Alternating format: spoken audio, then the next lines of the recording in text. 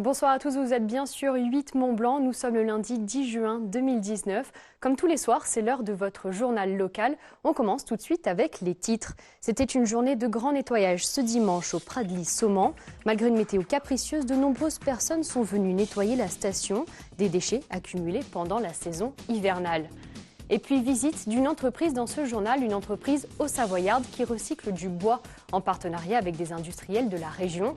L'entreprise Dahu récupère des chutes de bois pour en faire des pièces de mobilier, chaises, tables ou encore tabourets. Le bois se décline sous toutes ses formes. Et on commence avec la saison d'été qui a déjà commencé sur le lac d'Annecy. Et la fréquentation augmente autour du lac, l'occasion pour la direction départementale des territoires de la Haute-Savoie de rappeler la réglementation du site. Préservation de l'environnement, règles de navigation et comportements à adopter sur le lac.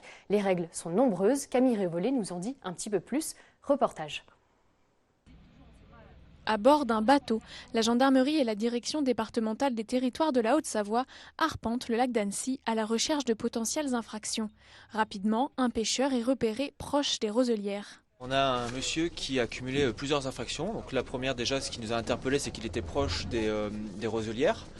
Il était à moins de 50 mètres du front des roselières. La deuxième, au moment où il nous a vus, je pense qu'il a compris, donc du coup il a voulu repartir. Le problème c'est qu'il est reparti de façon parallèle à la bande de rive, et non de façon perpendiculaire.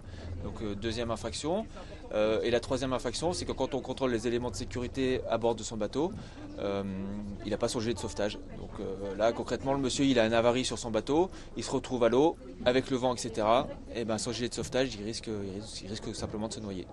Après un rapide contrôle, le pêcheur écope d'une amende de 68 €. Par rapport à l'été dernier, les réglementations du lac restent identiques malgré quelques règles supplémentaires. Quelques petits ajouts cette année, notamment concernant la baignade. On a vivement recommandé dans ce règlement que les baigneurs qui sont en dehors des zones de baignade autorisées par les communes portent un bonnet de couleur vive parce qu'on a eu des gros incidents les années précédentes avec des baigneurs qui étaient très éloignés des zones de baignade et qui ont eu des risques d'être percutés par des bateaux. Les embarcations dites douces, type paddle, canoë, kayak, ont l'obligation de porter un gilet de sauvetage. Aussi, il est interdit d'installer des bouées de stationnement sans autorisation. Nous devons effectivement autoriser ou pas un certain nombre d'occupations temporaires sur le lac. C'est le cas pour les pontons, c'est le cas pour les bouées. Nous faisons en sorte que certaines de ces autorisations soient renouvelées, d'autres ne sont pas. 500 ont été retirées depuis 3 ans et environ 200 sont renouvelées chaque année. Si jusqu'à maintenant la prévention était le mot d'ordre avec une communication renforcée, à partir de juillet, les autorités sanctionneront systématiquement les infractions et sévèrement les comportements à risque. En 2018, 73 infractions ont été constatées.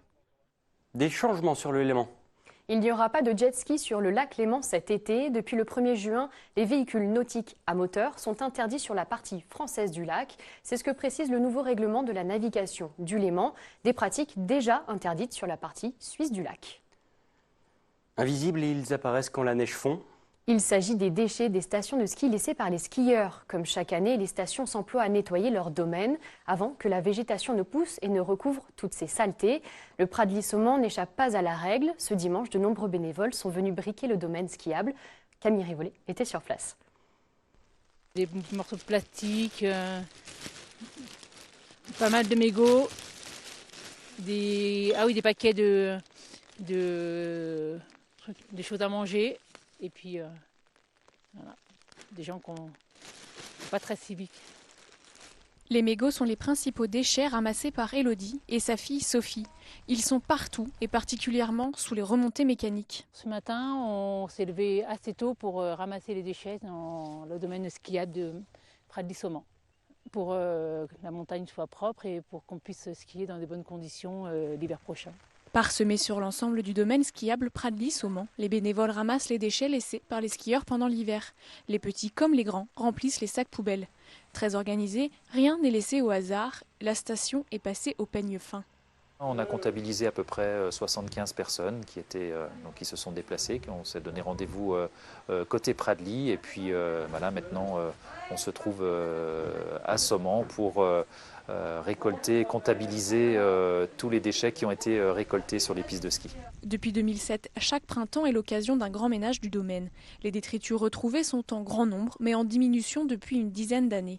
La première année et on va dire les 2 ou 3 années suivantes, on collectait pas loin d'1 tonne de déchets. Depuis, on ramasse beaucoup moins de déchets, en moyenne entre 300 et 400 kilos par collecte. C'est encore beaucoup, mais on se concentre beaucoup plus sur du plastique, des papiers et un fléau, le mégot. Quelques heures plus tard, environ 300 kilos de déchets sont comptabilisés. Pradly-Saumont est redevenu propre, la végétation peut donc reprendre ses droits dans un environnement sain.